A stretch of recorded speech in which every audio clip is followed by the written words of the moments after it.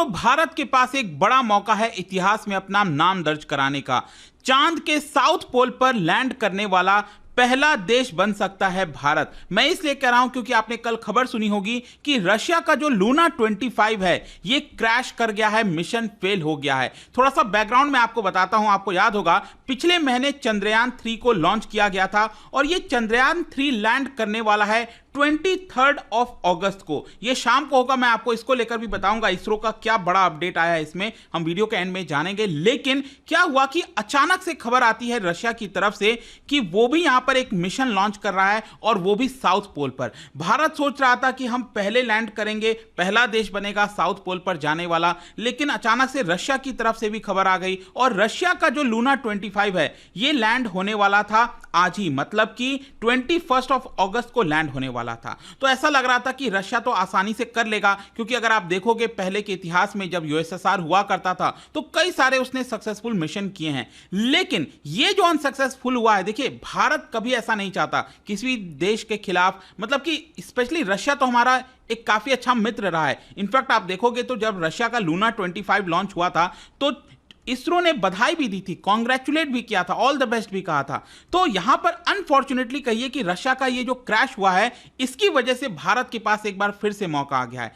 तो यहां पर इस वीडियो में कि रशिया का लूना 25 प्रोब, जो कि रशिया का पहला मून मिशन है इन ऑलमोस्ट 50 ईयर्स। मैं आपको बता दूं कि पहले जब रशिया के पहले जब यूएसएसआर हुआ करता था तो 1976 में आखिरी मून मिशन भेजा गया था और उसके बाद से आप देख सकते हैं लगभग 49-50 साल होने जा रहे हैं जब रशिया ने ये मून मिशन लॉन्च किया है। और वो भी खास बात ये थी कि मून के साउथ पोल पर बहुत सारे पोटेंशियल है वहां पर, और जैसे यहां पर ये लॉन्च किया गया तो एक तरह से लग रहा था कि इसरो का जो सपना है, भारत का सपना है पहला देश बनने का, लैंड करने का, वो शायद खत्म हो जाएगा। लेकिन यहां पर जिस तरह से ये क्रैश हुआ है इसकी वजह से चंद्रयान 3 पहला मिशन बन सकता है मून के साउथ पोल पर लैंड करने का। देखिए यहां पर जो बताया जा रहा है कि लूना 25 जो क्रैश हुआ है वो बेसिकली यहां पर अगर आप देखोगे जो मून का ऑर्बिट होता है वो ऑर्बिट में आने में यहां पर कुछ गड़बड़ी हुई है, वो मैं आपको आगे बताऊंगा।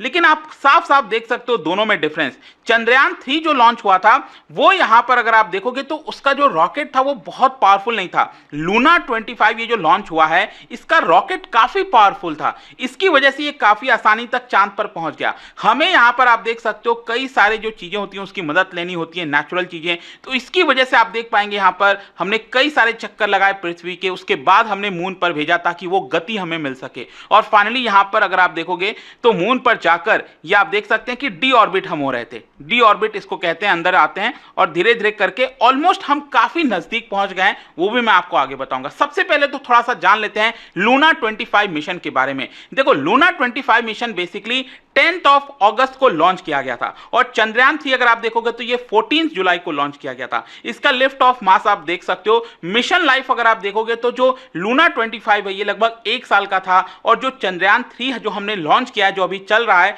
वो 14 डेज मतलब 2 हफ्ते के आसपास का है, ठीक है। और ये भी आप लैंडिंग का समय देख सकते हो कि लूना 25 का जो लैंडिंग का समय है वो 21 अगस्त बताया जा रहा था। और देखिए इसमें खास बात क्या है, खास बात यह है मैं आपको दिखाता हूं। ये अगर आप चंद्रयान 3 देखोगे जो हमने मिशन लॉन्च किया है उसमें यहां पर आपको एक लैंडर जो कि विक्रम लैंडर है और जो रोवर है इसके अंदर ये जो आप देख रहे हो ये चलेगा। ये हमारा मेन मकसद है कि क्या हम इसको लैंड करा पाते हैं, सॉफ्ट लैंडिंग करा पाते हैं कि नहीं, और उसके बाद जो रोवर है ये प्रज्ञान रोवर, क्या ये हम मून पर इसको चला सकते हैं कि नहीं। तो हमारा मेन मकसद तो यही है, ये लॉन्च किया गया है। लेकिन दूसरी तरफ अगर आप देखोगे जो लूना 25 लॉन्च किया गया था जो अब क्रैश हो चुका है, ये सिर्फ एक लैंडर है जो आप देख पा रहे हो यहां पर लैंड कर सकता था और इसके अंदर 8 पेलोड लगे थे। यहां पर सॉइल, डस्ट पार्टिकल, बहुत सारी चीजें यहां पर इसके बारे में पता लगाना था और स्पेशली साउथ पोल में जो वाटर की बात कही जाती है कि क्या वहां पर वाटर अवेलेबल है कि नहीं, वो भी यहां पर ये पता लगा था।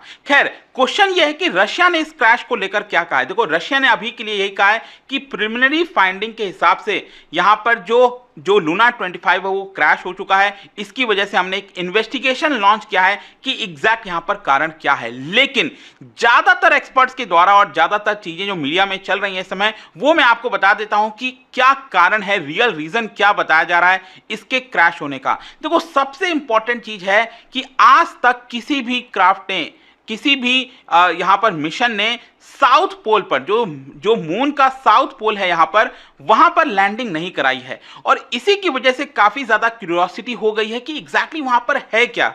इनफैक्ट मैं आपको दिखा भी देता हूं, ये अगर आप देखोगे ये मून हो गया। ज्यादातर जो मिशंस लॉन्च हुए हैं, जो लैंड हुए हैं, वो आपको यहीं पर देखने को मिलेंगे। लेकिन पहली बार आप देख सकते हो एकदम नीचे के साइड, ये वाला, ये जो आप देख रहे हो ना, यहीं पर लैंड होना था, मतलब लैंड होगा चंद्रयान 3। परसों देखते हैं किस तरह से चीजें जाती हैं। और इसी के जस्ट नजदीक आप कह सकते हो जो लूना 25 है उसको भी लैंड होना था, जो कि वो नहीं हो पाया। अब देखिए यहां पर जो कारण बताया जा रहा है वो ये है कि इनिशियल एनालिसिस के according moon lander indicates that a difference between the planned and actual propulsion maneuver caused the spacecraft to move into an unintended orbit. कहने का मतलब यह है, जैसा कि आपको मैंने स्टार्टिंग में बताया था कि ये लॉन्च हुआ था 10 अगस्त को, और ये पृथ्वी का ये चक्कर काटकर, ये फिर एक ही चक्कर काटकर बेसिकली ये मून की तरफ निकल गया और मून के ऑर्बिट में बेसिकली ये एंटर कर गया था। लेकिन एंटर करने के बाद क्या हुआ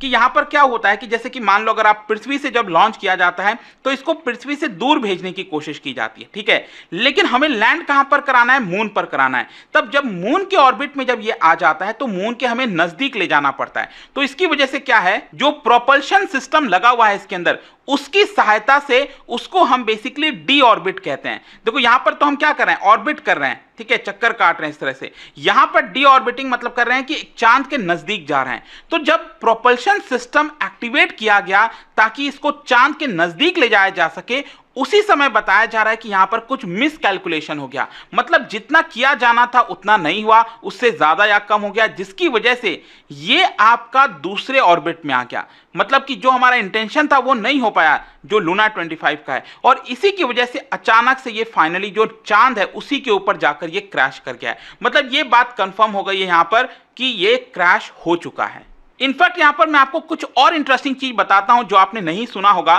देखो क्या है ना, यहां पर जो रशियन स्पेस वेब.com के पब्लिशर हैं, क्रिएटर हैं, जिनका नाम जो है एनाटोली जैक, उनके द्वारा यह बोला गया है कि लूना 25 के अंदर जो फ्लाइट कंट्रोल सिस्टम था वो बहुत ज्यादा वल्नरेबल था। मतलब उसमें कई सारी गड़बड़ियां थी, उसमें कई सारे प्रॉब्लम्स को फिक्स किया गया था और अचानक से उसको फाइनली लॉन्च कर दिया गया। ये यहां पर बताया गया है। साथ ही साथ ये भी बोला गया है कि रशिया बहुत ज्यादा एम्बिशियस हो गया था। देखिए यहां पर मैं आपको क्या बोला कि रशिया बहुत ज्यादा ऑर्बिट नहीं किया है। अगर आप वहीं भारत का देखोगे, मैं आपको फिर से स्टार्टिंग में ले जाना चाहता हूं। ये अगर आप देखोगे जो चंद्रयान 3 लॉन्च किया गया था, आप देख रहे हो कितने सारे हमने चक्कर यहां पर काटे हैं और धीरे धीरे करके हमने उसको मून पर भेजा और मून पर जाने के बाद भी हमने इसको डी ऑर्बिट किया है धीरे धीरे करके, और इसी की वजह से हमें यहां पर समय ज्यादा लग गया है। लेकिन दूसरी तरफ अगर आप ये देखोगे, यहां पर जो बोला गया है कि ये रशिया काफी एम्बिशियस हो गया था, मतलब तुरंत उसको सफलता प्राप्त करनी थी, और इसी की वजह से क्या हुआ है, कहीं ना कहीं हड़बड़ी के चक्कर में ये सारी चीजें गड़बड़ियां हो गई हैं। इनफैक्ट बोला यह जा रहा है कि ज्यादातर अगर आप मिशन देखो, यूएस, चाइना, भारत के द्वारा बोला जाता है कि वो जो हमने भेजा है उससे अलग हटकर यहां पर रशिया कुछ करना चाहता था। फिर इसके साथ यहां पर कई बार रशियन जो साइंटिस्ट हैं उन्होंने भी यहां पर कई सारे कंप्लेंट्स किए हैं कि जो स्पेस प्रोग्राम है वो बहुत ज्यादा कमजोर होता जा रहा है, क्योंकि वहां पर जो मैनेजर्स वगैरह हैं वो सही से इसको हैंडल नहीं कर रहे हैं, वो अनरियलिस्टिक प्रोजेक्ट्स की तरफ आगे बढ़ते हैं। करप्शन के केसेस बहुत सारे सामने आए हैं रशिया के स्पेस एजेंसी में अगर आप देखोगे तो। और साथ ही साथ वहां पर जो पहले जब सोवियत यूनियन हुआ करता था उस समय तो काफी ताकतवर था स्पेस के मामले में रशिया, लेकिन आज के डेट में जैसे पोस्ट सोवियत के बाद अगर आप देखोगे तो साइंटिफिक एजुकेशन सिस्टम वगैरह में जिस तरह की बदलाव आए हैं तो इसकी वजह से काफी कमजोरी हुई है, ऐसा वहां पर बोला जा रहा है रशियन साइंटिस्ट के द्वारा। और ये जो लेटेस्ट सेटबैक है, आप कह सकते हो कि एक बहुत बड़ा सेटबैक है पुतिन के लिए। मैं आपको बताता हूं उसका कारण क्या है कि अब एक्चुअली क्या था कि ये लूना 25 लॉन्च करना ये रशिया के लिए बहुत बड़ा प्रेस्टीज के लिए था। क्यों? क्योंकि इस समय आपको पता है रशिया और यूक्रेन का वॉर चल रहा है। तो आप सोच के देखो, रशिया एक तरह से संकेत करना चाहता था कि हमें वॉर से कोई लेना देना नहीं, वॉर चल रहा है वो चलता रहेगा। क्योंकि आप समझिए बहुत सारा पैसा, बहुत सारी एनर्जी स्पेस मिशन में जाती है, स्पेशली लूना 25 जैसे स्पेस मिशन में, तो उसकी तरफ ये डाइवर्ट करना तो रशिया के लिए एक बड़ा प्रेस्टीज का काम था। वो चाहता था कि इसको सफल बनाया जाए। और अगर आप देखोगे लास्ट टाइम उन्होंने लॉन्च किया था 1976 में लूना 24, और इस पूरे अगर आप दशक में देखिए तो रशिया का और भी प्लान था। इनफैक्ट लूना 26 ऑलरेडी प्लान किया जा चुका है कि 3 साल के बाद इसको लॉन्च किया जाएगा। तो कहीं ना कहीं रशिया का जो इतना बड़ा प्लान था, बहुत सारी चीजें थी, उसको एक बहुत बड़ा झटका है। आई होप कि आपको चीजें समझ में आ गई होंगी। अब देखिए यहां पर मैं आता हूं कि चंद्रयान 3 को लेकर ये जो लूना 25 फेल हुआ है, ये कहीं ना कहीं याद दिलाता है हमें 2019 में जो चंद्रयान 2 हमारा फेल हुआ था। ये आपको याद होगा ना, विक्रम जो यहां पर डिसेंड कर रहा था, चांद की तरफ बढ़ रहा था और ऑलमोस्ट यहां पर सॉफ्ट लैंडिंग होनी थी, लेकिन जैसा कि आप देख सकते हो अचानक से यहां पर सिग्नल गायब हो जाता है और वो कहां जाता है नहीं पता, और अल्टीमेटली यही बताया जाता है कि वो चंद्रयान 2 जो है वो आपका क्रैश कर गया है मून के ऊपर। और इसकी वजह से आप कह सकते हो ये साफ दिखाता है कि चांद पर लैंड करना इतना आसान नहीं है, और स्पेशली हम तो साउथ वाले पोल की बात कर रहे हैं, और चांद के ऊपर लैंड कर आप इसी से समझ लीजिए कि it has done that twice. मतलब कि पिछले पूरे दशक में अगर आप देखोगे, पिछले 5 दशक में आप सोच के देखिए, 1976 में रशिया आखिरी देश था जिसने मून के ऊपर मिशन भेजा था और वहां पर लैंड कराया था।